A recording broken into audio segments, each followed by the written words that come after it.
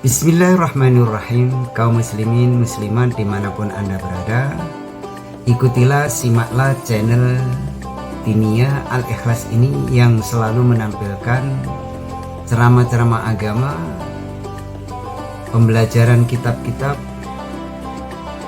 yang disampaikan oleh Ustadz Kiai yang mumpuni. Dengan adanya video-video yang saya share ini mudah-mudahan bermanfaat untuk Anda semuanya, dunia dan akhirat. Jangan lupa klik like yang jempol ke atas, kemudian komen ditulis yang sopan, kemudian subscribe supaya Anda bisa terus mengikuti video-video terbaru yang ada di channel Diniyah ini. Terima kasih Anda telah menonton sampai selesai. Assalamualaikum warahmatullahi wabarakatuh. Waalaikumsalam warahmatullahi wabarakatuh. Bismillahirrahmanirrahim. Nahmaduhu wa nusalli wa nusallimu ala rasulihil karim, Sayyidina wa maulana wa habibina Muhammadin wa ala alihi wa ashabihi wa atba'ihi ajma'in. Rabbi israh li sadri wa yassir li amri wahlul 'uqdatam min lisani yafqahu qawli waj'al li waziran min ahli. Rabbana anfa'na bima 'allamtana, Rabbi 'allimna alladhi yanfa'una, Rabbi faqqihna wa faqqih ahlana wa qarabatil lana fi dinina ma'a ahlil qadri unsa wa dhakar. Rabbana wa aslih lana kulla syu'un wa akirra birridha minkal 'uyun wa qadi 'anna rabbana kullad duyun qabla an ya'tiyana rusulul manun waghfir wastur anta akrama man satar. Rabbi waffiqna wa waffiqhum lima tartadi qawlan wa fi'lan karama warzuqil kulla halalan daima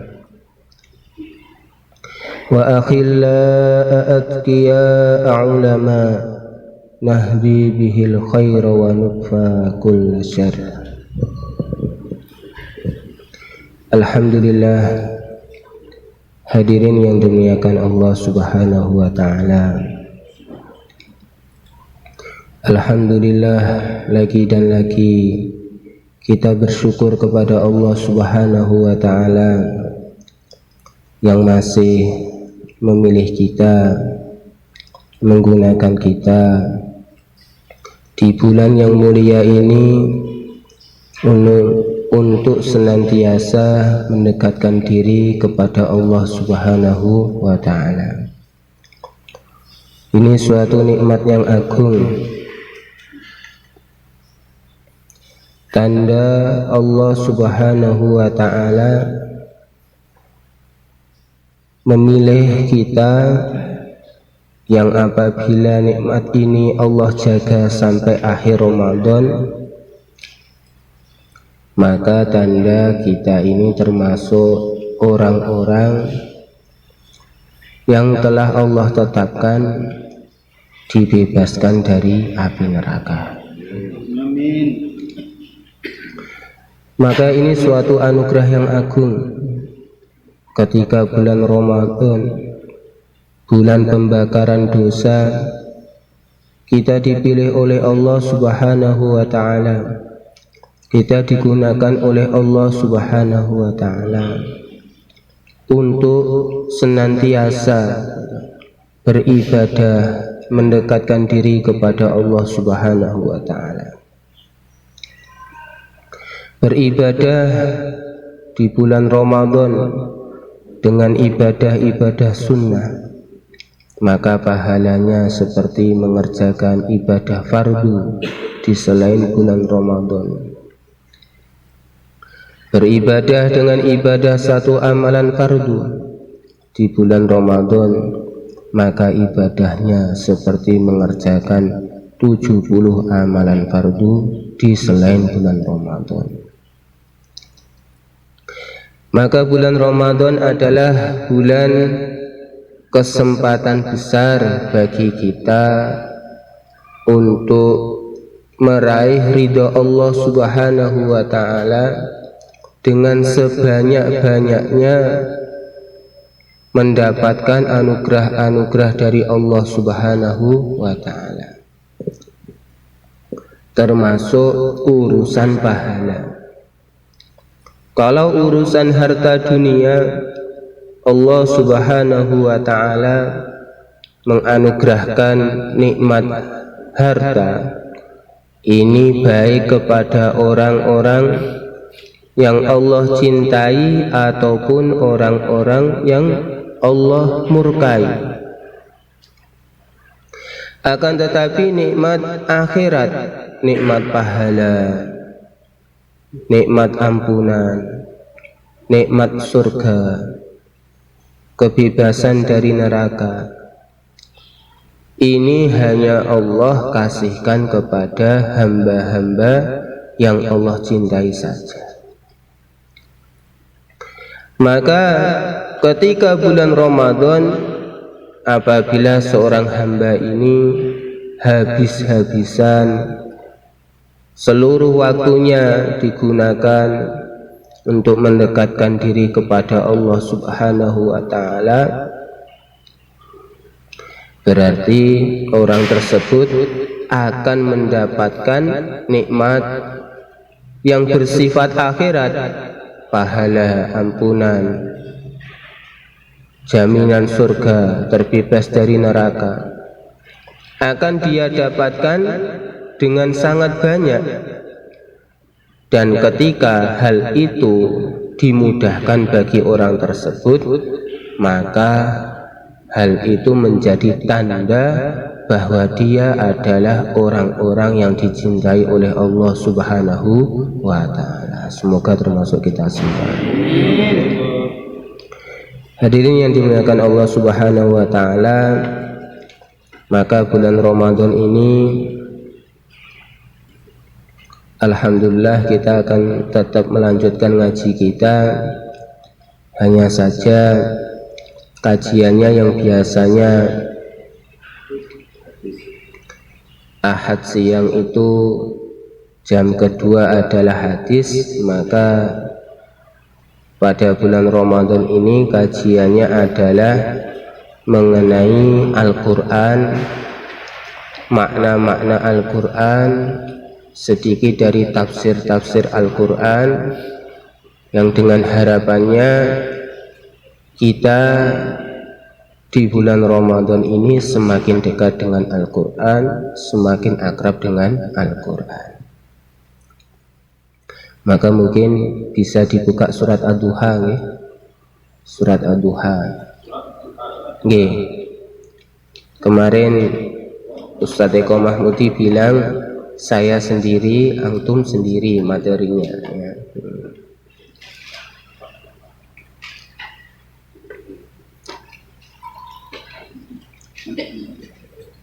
Surat Ad-Duha.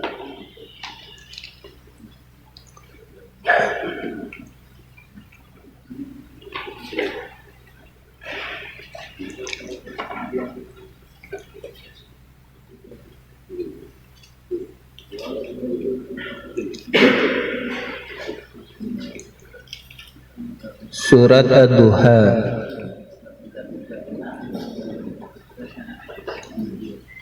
ada 11 ayat dan termasuk surat Makkiyah.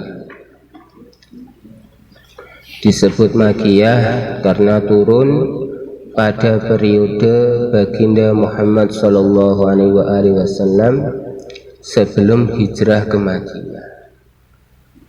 Ya. Surat Makkiyah ini biasanya suratnya tidak panjang.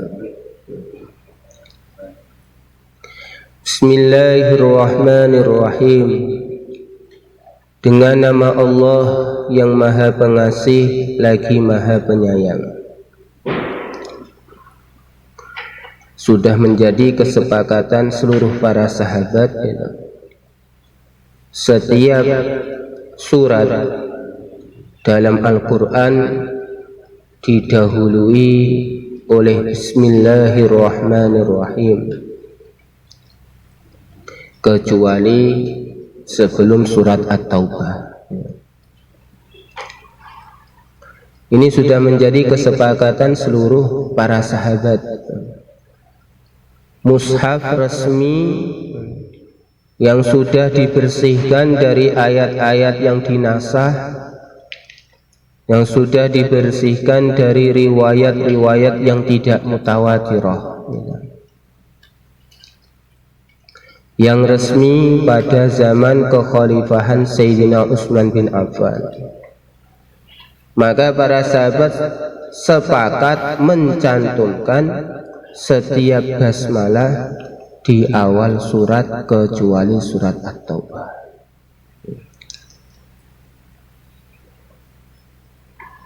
Wadduha, demi waktu duha. Waktu duha adalah waktu ketika matahari naik sepenggala, naik sekira seukuran satu tombak dari tempat terbitnya. Dalam ayat Al-Quran kita akan menjumpai di beberapa tempat Allah Subhanahu wa Ta'ala bersumpah menggunakan waktu-waktu. Wal fajr, demi waktu fajar. Wadduha, demi waktu duha. Wal asr, demi waktu asar. Ini hak Allah Subhanahu wa Ta'ala sebagai peringatan kepada kita umat manusia supaya memperhatikan waktu-waktu, apalagi Ramadan gitu. Maka hendaknya kita perhatikan waktu-waktu kita, waktu subuh kita, waktu fajar kita, waktu duhur, waktu asar. Jangan sampai alasan puasa malah menjadikan kendor sholat berjamaahnya. Waktu maghrib, jangan karena alasan sibuk berbuka maka kendor sholat berjamaah maghribnya. Waktu isya, waktu sahur, bagaimana waktu sahur jangan sampai terlalu mepet dengan waktu subuh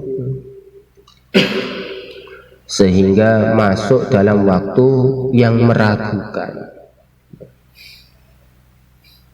Maka di negeri kita ini dijadwal khusus bulan Ramadan, sebetulnya bukan khusus ya, melihat cetakan kalendernya itu dikasih jadwal waktu imsak gitu.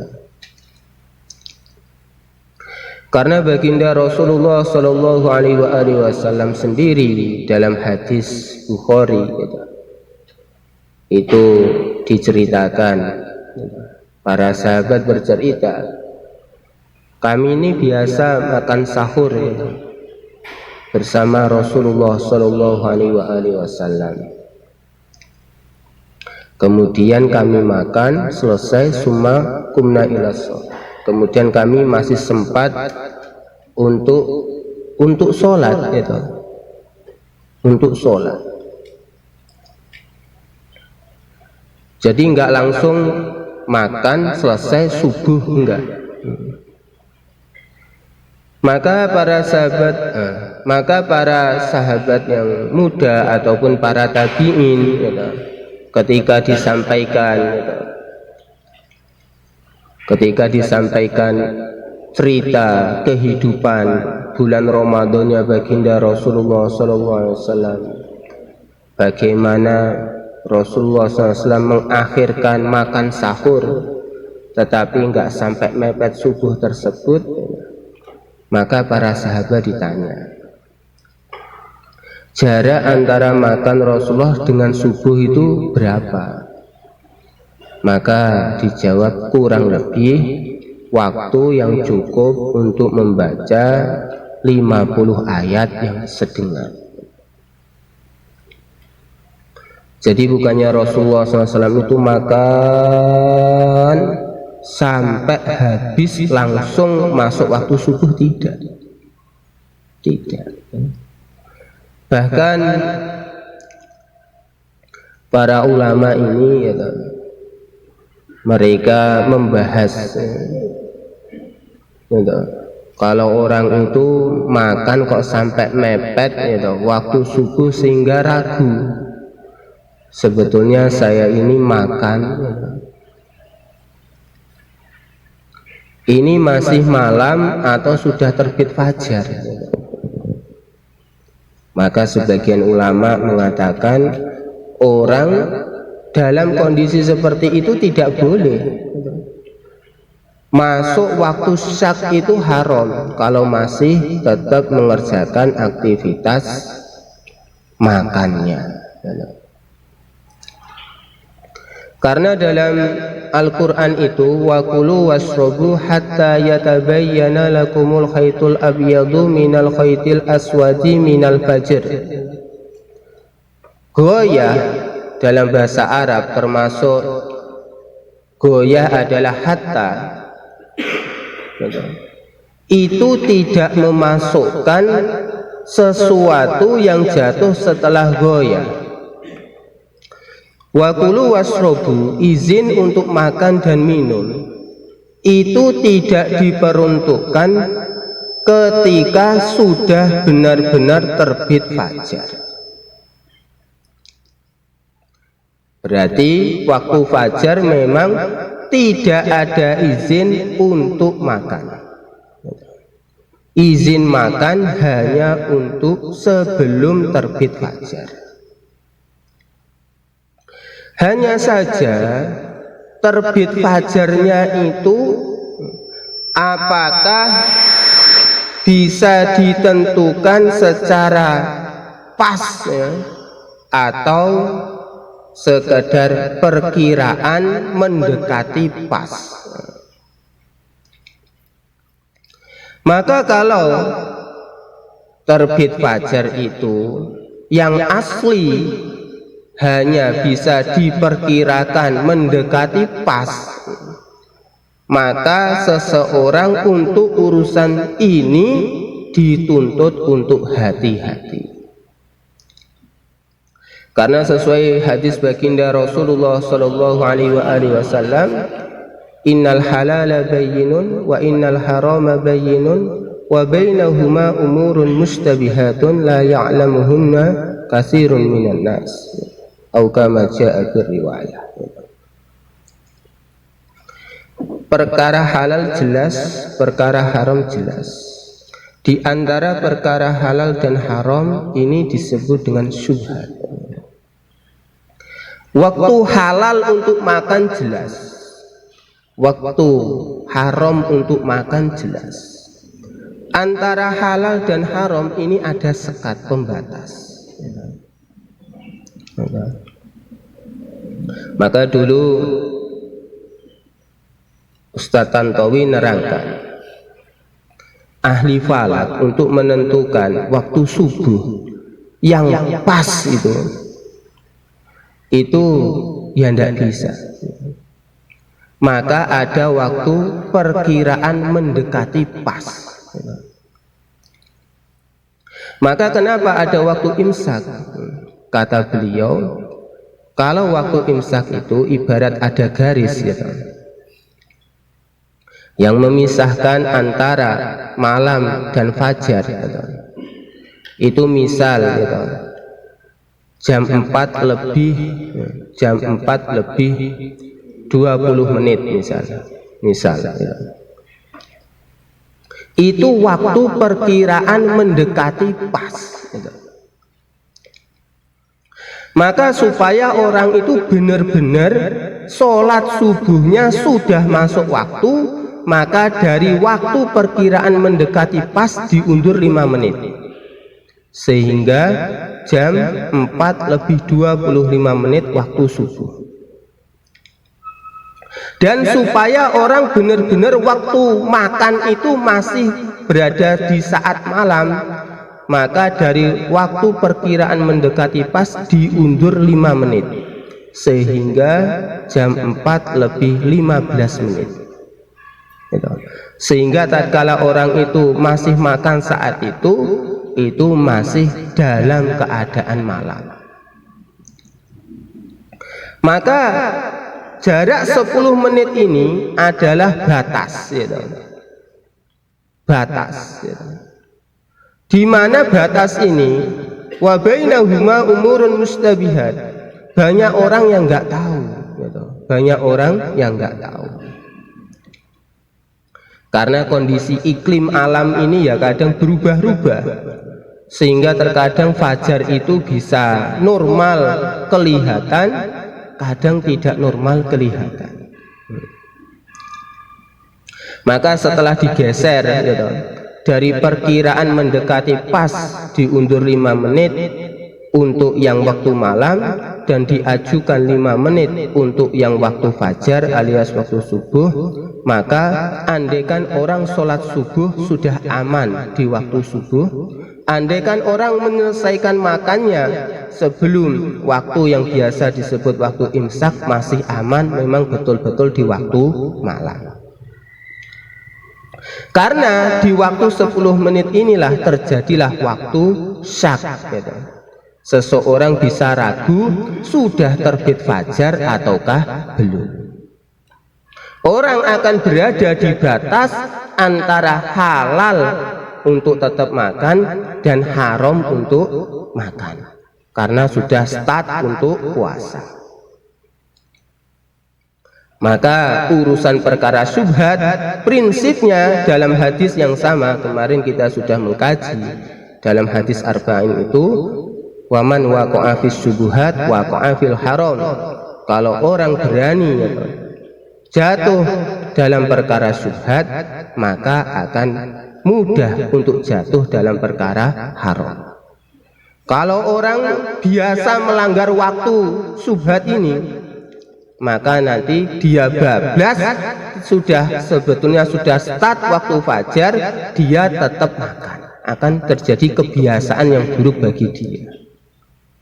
Maka sebagian ulama dalam rangka saddu dzara'i istilahnya, terutama dalam mazhab Imam Ahmad ini, saddu dzara'i ini prinsip yang sangat dipegang teguh seperti orang-orang Arab Ini semula dulu madhabnya melanjutkan madhabnya Imam Ahmad bin Hanbal itu berpegang teguh dengan satu dzara'i ini. Maka jangan sampai orang itu jatuh kepada perkara haram. Nah, orang jatuh kepada perkara haram sebabnya apa? Sebabnya karena dia main-main dengan perkara syubhat. Kalau orang di waktu imsak itu biasa menganggap enteng masih makan dan minum, nanti lama-lama punya kebiasaan, akhirnya sudah terbit fajar pun punya kebiasaan tetap makan, tetap minum, alah lilit siti dan sebagainya. Padahal siti rongiti ya, kalau sudah setat ya toh, itu harus sudah berhenti makan dan minum, maka ya harus sudah berhenti makan dan minum. Walaili idza saja, dan demi malam apabila telah sunyi. Ma wadda'aka rabbuka wa ma qala, Tuhanmu tidak meninggalkan engkau wahai Muhammad dan tidak pula membencimu. Asbabun nuzul ayat 1-3 dari surat Ad-Duha ini diriwayatkan dari Jundub bahwa ketika ayat ini diturunkan berkenaan dengan orang-orang musyrikin yang ketika Rasulullah Shallallahu Alaihi Wasallam telah lama tidak menerima wahyu dari malaikat Jibril, mereka berkata kepada Rasulullah, Muhammad telah ditinggalkan sahabatnya. Saiki Muhammad gitu. Terus gak keturunan wahyu neh gitu. Biasanya jari ini ditekani Jibril, saiki wis gak ditekani neh. Diolok-olok. Maka surat Ad-Duha permulaannya ini adalah pelipur hati kepada baginda Rasulullah Sallallahu Alaihi Wasallam bahwa sekali-kali Allah Subhanahu Wa Taala tidak meninggalkan baginda Muhammad Sallallahu Alaihi Wasallam. Walal akhiratu khairul laka minal ula. Dan sungguh yang kemudian itu lebih baik bagimu daripada yang permulaan. Sebagian ahli tafsir menjelaskan nanti di akhir perjuangan baginda Rasulullah SAW akan terjadi pembukaan negeri-negeri, orang-orang berbondong-bondong masuk Islam. Maka itu lebih baik gitu, daripada keadaan yang awal-awal. Memang sudah jadi sunnatullah gitu. Namanya perjuangan tuh awal-awal tuh sulit gitu. Arep nguripne masjid ya gitu. Cipaidu wong. Perasaan dek ini gitu. Gak kaya ngono kuwi. Saiki sakjoke ngilang 3 dina kuwi lho. Balik-balik iki kok omongane sajake kaya apa.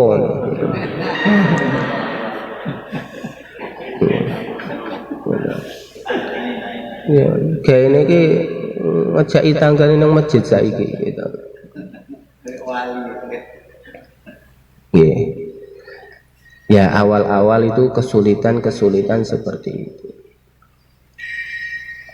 Tetapi gitu, kalau ini istiqomah, kita benar-benar menjalankan gitu, usaha baginda Rasulullah Sallallahu Alaihi Wasallam dengan betul-betul ikhlas karena Allah, bukan untuk mencari gitu, kewibawaan, bukan untuk mencari status sosial, bukan untuk mencari ini dan itu, maka nanti yang terjadi sesuai apa yang dijalani oleh Rasulullah Sallallahu Alaihi Wasallam. Awal-awal ya perjuangan, awal-awal ya banyak gitu, dibenci oleh orang, tapi akhir-akhirnya adalah pembukaan agama di mana-mana.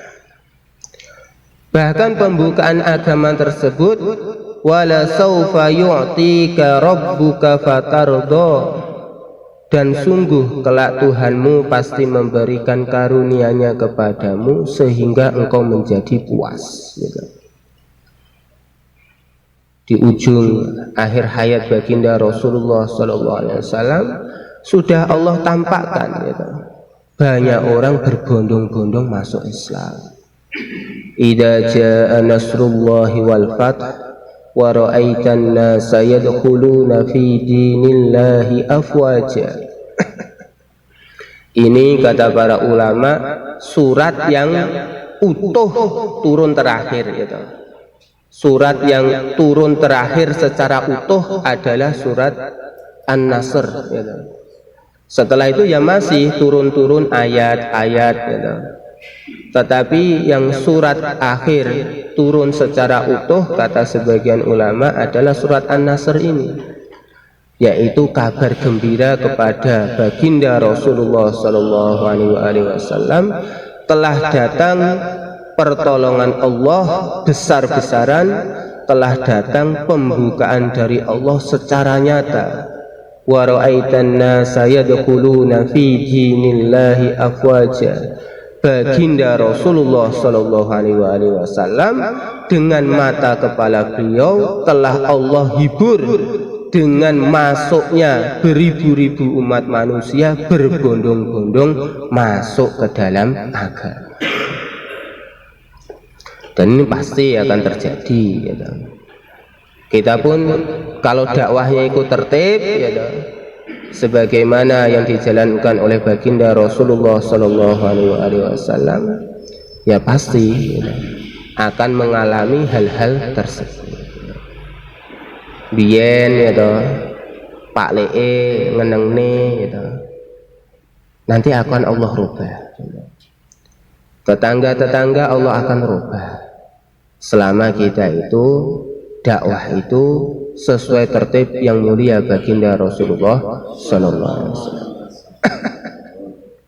Sayyidina Ibnu Abbas meriwayatkan ayat ini diturunkan berkenaan dengan kebahagiaan Rasulullah sallallahu alaihi wasallam tatkala beliau diperlihatkan oleh Allah negeri-negeri yang ditaklukkan oleh umatnya satu demi satu. Alam yajidka yatiman fa'awa. Bukankah dia Allah mendapatimu sebagai seorang yatim lalu dia melindungimu? Baginda Rasulullah SAW lahir dalam keadaan yatim, tetapi Allah tetap melindungi. Allah gerakkan kakeknya. Setelah kakeknya wafat, Allah gerakkan pamannya. Setelah pamannya wafat, Allah gerakkan orang-orang Madinah untuk menyambut baginda Rasulullah sallallahu alaihi wasallam. Wa wajadaka dhallan fahada. Dan dialah Allah yang mendapatimu sebagai orang yang bingung, lalu dia memberikan petunjuk. Baginda Rasulullah sallallahu alaihi wasallam kalau ada masalah apa-apa maka langsung dibimbing oleh Allah. Maka kalau Rasulullah sallallahu alaihi wasallam bingung kepada hal-hal yang akal manusia enggak nuntut untuk hal itu, maka nanti Allah Subhanahu wa taala akan segera menyampaikan wahyunya membimbing baginda Rasulullah sallallahu alaihi wasallam. Wa wajadaka 'ailan fa'aghna. Dan dialah Allah yang mendapatimu sebagai seorang yang kekurangan, lalu dia memberikan kecukupan. Fa'ammal yatima fala taqhar. Maka terhadap anak yatim janganlah engkau berlaku sewenang-wenang. Wa ammas sa'ila fala tanhar. Dan terhadap orang yang meminta-minta janganlah engkau menghardiknya. Wa amma bi ni'mati rabbika fahaddis. Dan terhadap nikmat Tuhanmu hendaklah engkau nyatakan dengan bersyukur. Nikmat Allah dicerita-ceritakan, itu tanda menghargai, itu tanda bersyukur, itu tanda sayang kepada nikmat yang telah diberikan oleh Allah. Kalau kita dikasih nikmat agama, maka dimanapun ketemu orang kita cerita tentang nikmat agama. Dimanapun kalau kita cerita tentang nikmat agama, itu tanda kita sangat menghargai nikmat Allah berupa agama. Itu tanda sebagai syukur kita diberi nikmat agama. Itu tanda sayang kita kepada agama. Jangan sampai agama lepas dari diri kita. Maka ketemu siapa saja, urusan agama di nomor satukan. Insyaallah nggih. Mungkin ada yang mau ditanyakan? Ya. Nggih. Di ayat 1 sampai 3 tadi dikatakan sudah lama Rasulullah tidak menerima wahyu dari malaikat Jibril, maka diolok-olok. Perkiraan lamanya itu kira-kira berapa bulan atau berapa tahun? Perkiraan. Saya lupa pastinya. Ya dong. Kurang lama. Seingat saya kurang lebih, seingat saya nanti saya cek lagi. 15 bulan. Ya.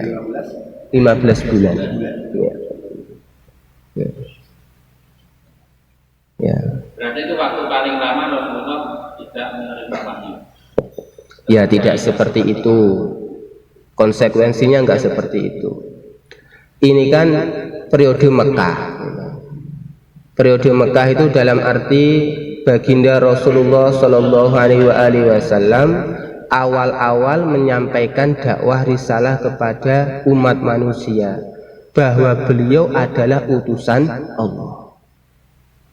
Maka termasuk tanda bukti bahwa beliau adalah utusan Allah adalah beliau menyampaikan ucapan-ucapan, kalam-kalam di mana akal manusia untuk menjangkau kalam itu tidak akan mampu meliputi seluruhnya.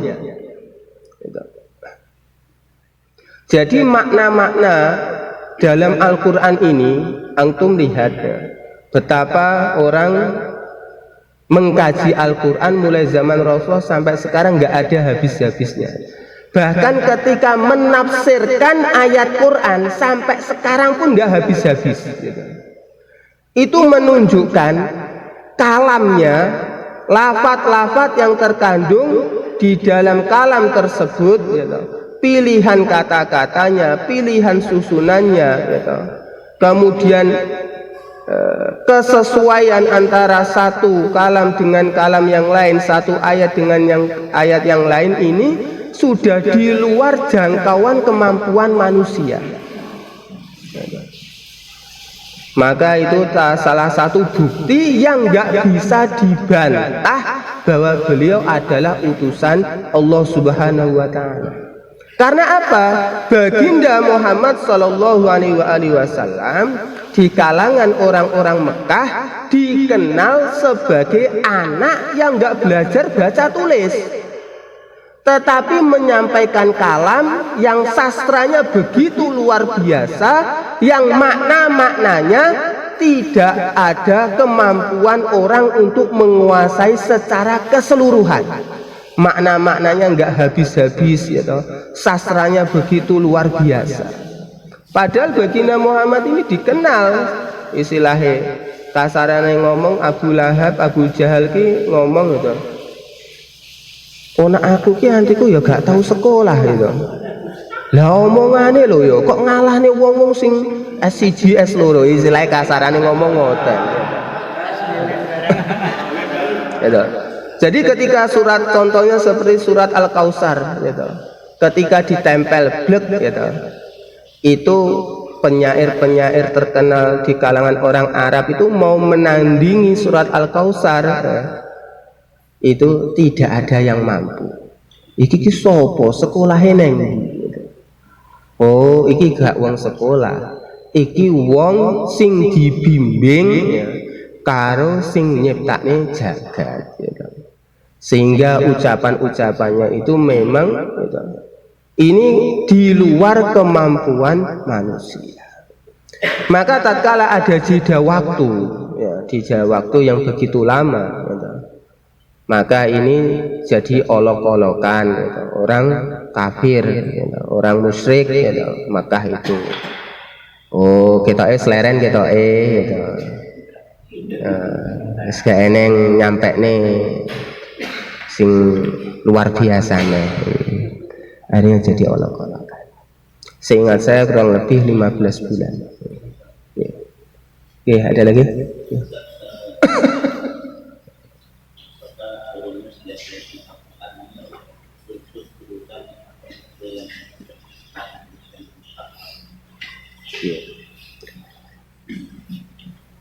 Apa yang tertulis dalam mushaf itu sesuai arahan baginda Rasulullah Shallallahu Alaihi Wasallam dan tidak sesuai turunnya.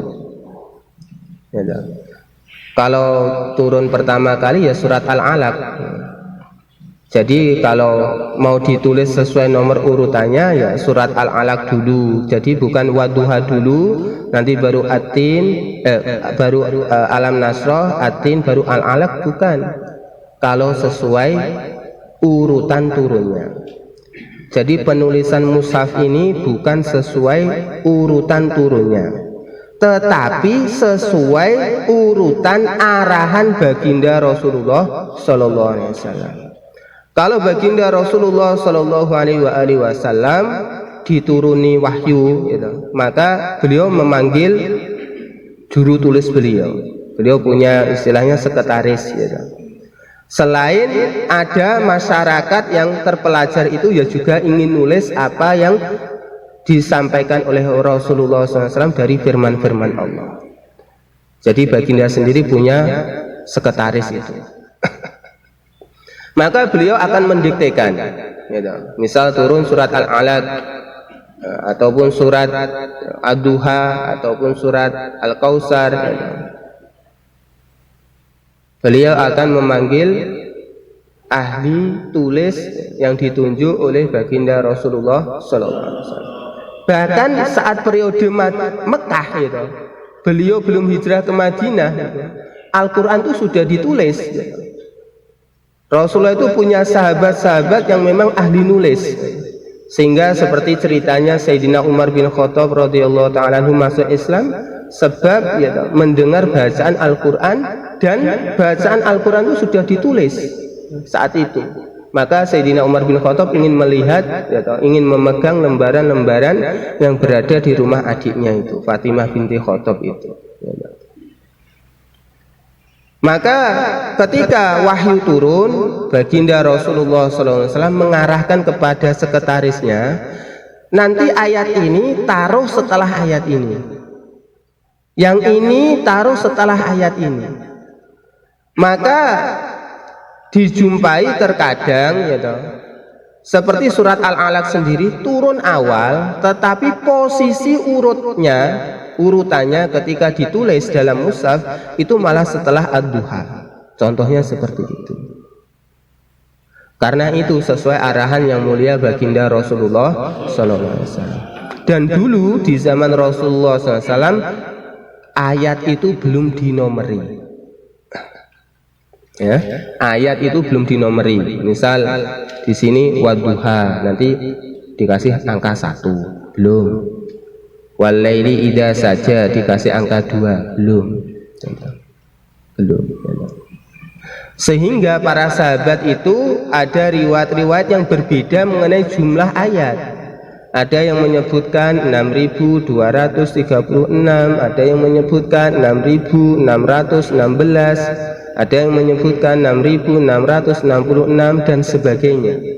Isi Al-Qur'annya sama, hanya saja penomoran ayatnya berbeda. Karena apa? Sebagian ayat itu penomorannya, nomornya itu bersifat ijtihad. Apa maksudnya ijtihad? Ketika Rasulullah Shallallahu Alaihi Wasallam berhenti di satu lafaz, maka sebagian sahabat menganggap berhentinya Rasulullah SAW adalah karena wakof, bukan karena ujung ayat. Sebagian sahabat menganggap berhentinya Rasulullah SAW adalah karena sebab itu ujung ayat, sehingga penomoran ayat itu bisa berbeda. Isinya sama, tetapi karena di zaman Rasulullah SAW ayat itu belum dinomeri, sehingga setelah itu ketika Al-Quran dikumpulkan jadi satu, mulai dirapikan, kemudian ditulis nomor-nomor ayat, terjadi perbedaan jumlah ayat. Bukan karena isinya yang berbeda, tetapi karena penomoran yang berbeda.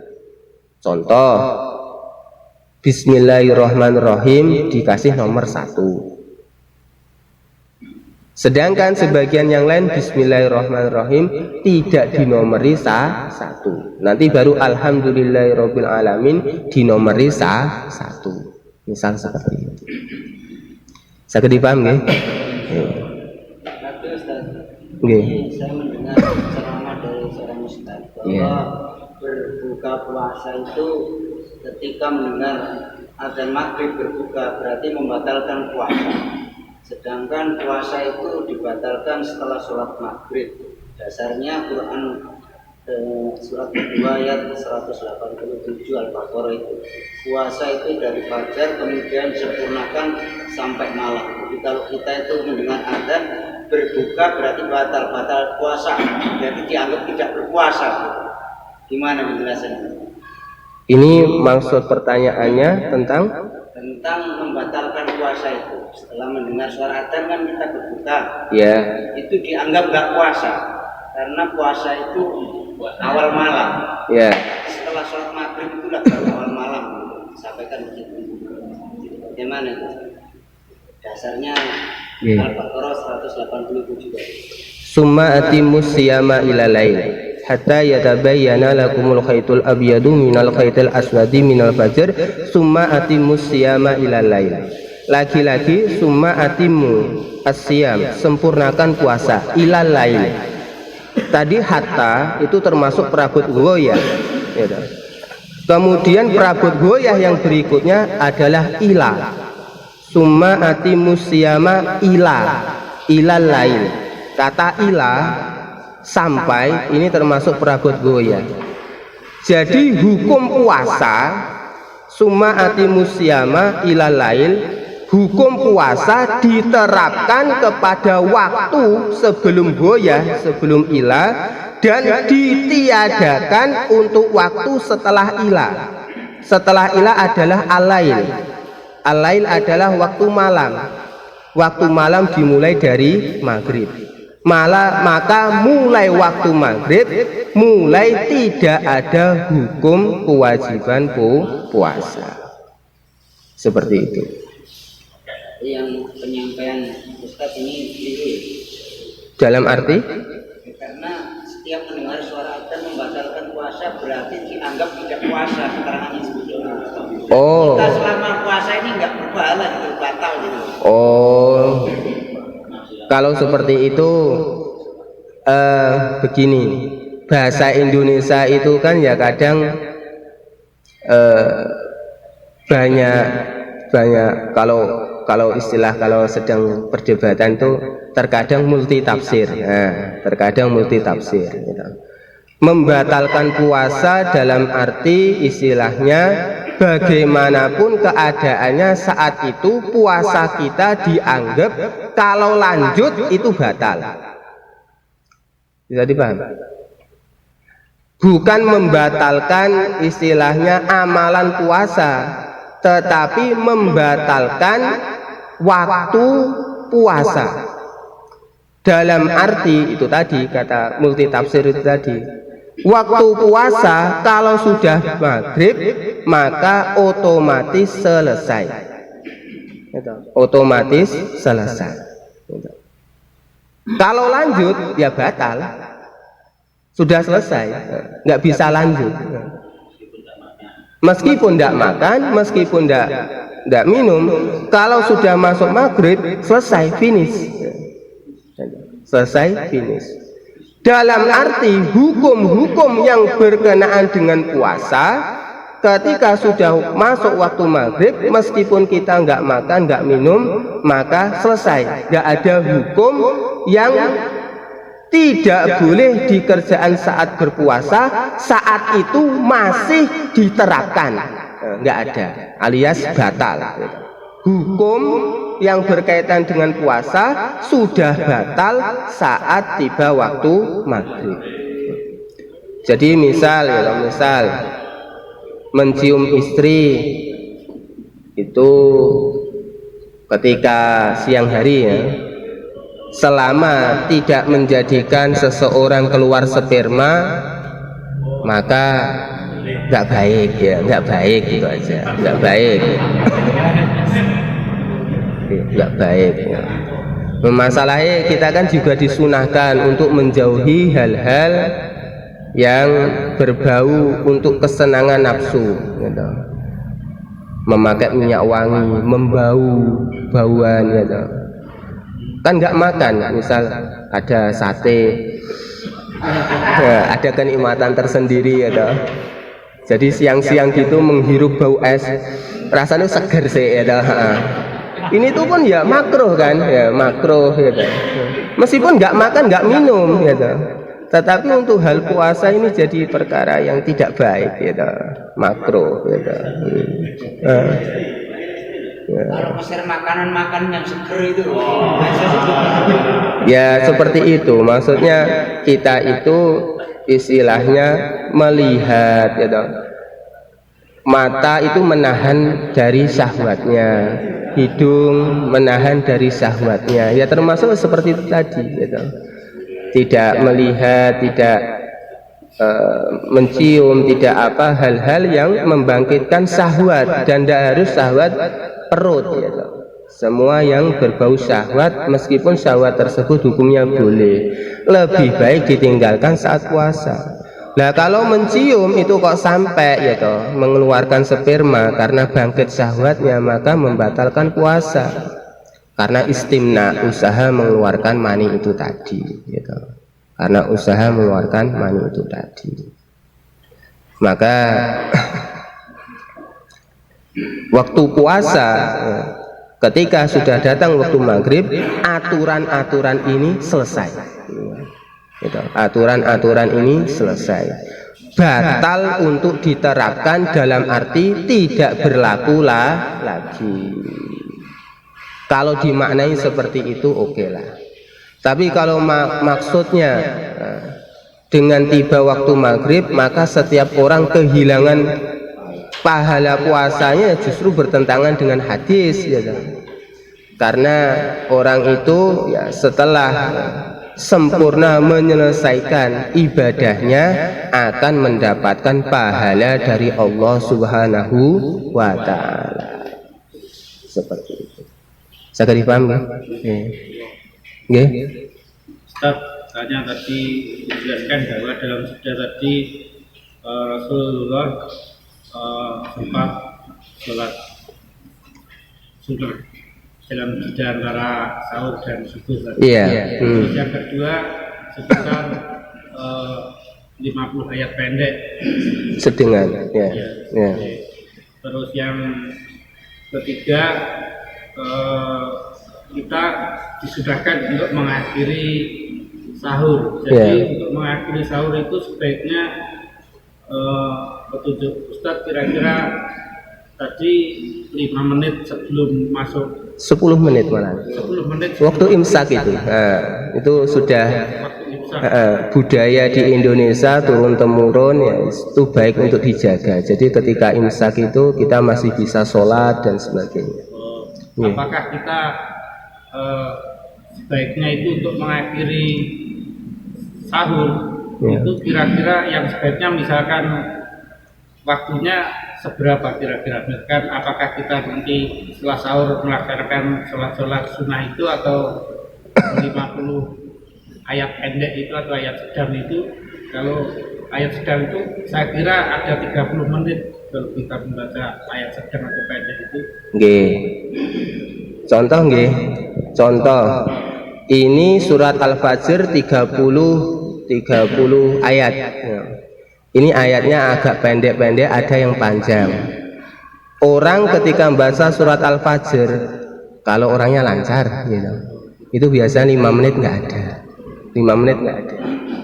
Tapi kalau ayatnya sedengan, ya misal 1 baris 2 baris, ya mungkin 5 menit, ya mungkin dapat 25-an ayat, ya. Maka 10 menit itu. Makanya budaya adanya waktu imsak itu ya selain melaksanakan, gitu, apa yang dikerjakan oleh baginda Rasulullah SAW dan para sahabatnya, memang beliau makan sahur, habis itu masih sempat untuk sholat, gitu, sebelum tiba waktu fajar, gitu. Maka itu ya ketika waktu imsak sudah selesai makan, habis itu 10 menit masih bisa digunakan untuk sholat. gitu. Ya, sholat itu Sholat sunnah mutlak aja. terserah, sholat sunnah secara umum lah, sholat sunnah secara umum terserah gitu. Kemudian buat baca Quran juga terserah gitu.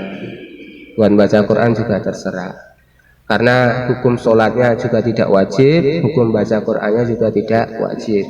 Hanya saja kalau kita ingin meniru ya toh, apa yang biasa dikerjakan oleh Rasulullah dan para sahabatnya, ya makan sahur memang diakhirkan, tetapi enggak langsung selesai makan langsung subuh, tidak.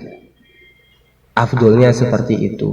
Bahkan kalau kita melihat kepada ulama-ulama dalam 4 madhab, sebagian mengatakan gitu, kita tidak boleh gitu, masuk dalam waktu syak gitu. Waktu syak itu tadi penjelasannya seperti itu tadi, karena antara waktu malam dengan waktu fajar itu ada pembatasnya. Dan biasanya ada istilah fajar kadzib, ada istilah fajar shodiq gitu. Untuk memisah antara fajar shodiq dengan fajar kadzib itu sangat rentan, sulit untuk umumnya orang, kecuali orang-orang yang sudah ahli gitu. Orang-orang yang sudah ahli. Maka karena itu waktu rentan, jangan sampai kita itu offside istilahnya. Nah, jadi wis fajar bareng cik mangan, cik ngombe lan sak panunggalane. Nah, maka itu sebagian ulama saddu dzara'i, membuntu jalan yang mengarah kepada perkara yang haram itu harus, maka ketika waktu syak kita sudah tidak boleh untuk makan dan minum. Seperti itu. Sholat sunnah tadi, misalkan dalam akhir sholat sunnah atau sudah dan subuh, tidak apa-apa ya Ustaz? Ya, tidak apa-apa, tidak apa-apa. Yeah. Yeah. Nanti kan membatalkan makan. Kalau ini ada suami istri yang jauh dari kampung ramai, kan biasanya ada bisa ada tanda bisa tadi dan lain-lain. Yeah. Misalkan adanya cuma adzan, nah, di situ dia bertemu dengan istrinya, ketika masuk ke panci dengan adzan, kemudian dicabut, ketika adzan keluarnya ketika adzan itu, apakah tetap kafar? Kalau tahu fajar sudah terbit kok langsung dicabut, ya enggak, tidak.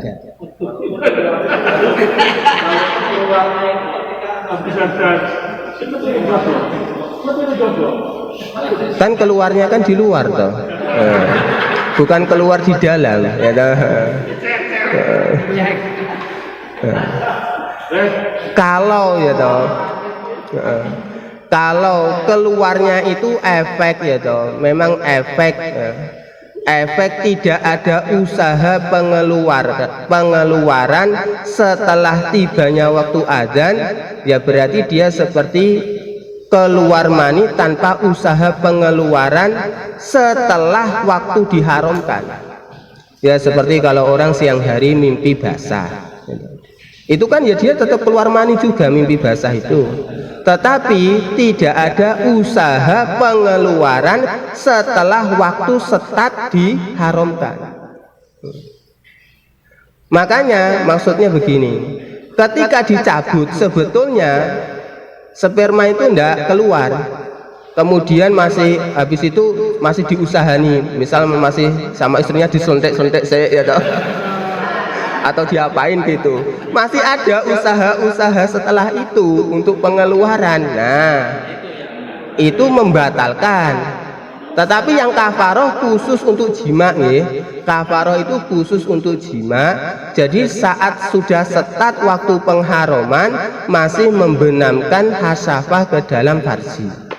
Nah, itu. Nah, kalau istimna, usaha pengeluaran mani itu membatalkan puasa tetapi tidak mewajibkan kafaroh. Dalam mazhab Syafi'i seperti itu. Nggih, dijabel ya toh. Nah, nek wis dijabel ya toh, gung metu ya wis ben ugung metu. Oh gak bar kuwi jek diapakne sik disunthiki ben apa ben metu nggih mboten ya. Lah nek mengke diusahani supados medal diselentiki napa jek dilus-lus ya toh. Nggih niku istimna, usaha mengeluarkan mani, nanti kok sampai mani keluar membatalkan puasa.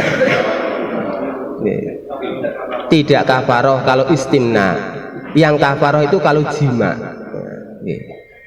Saged dipaham nggih?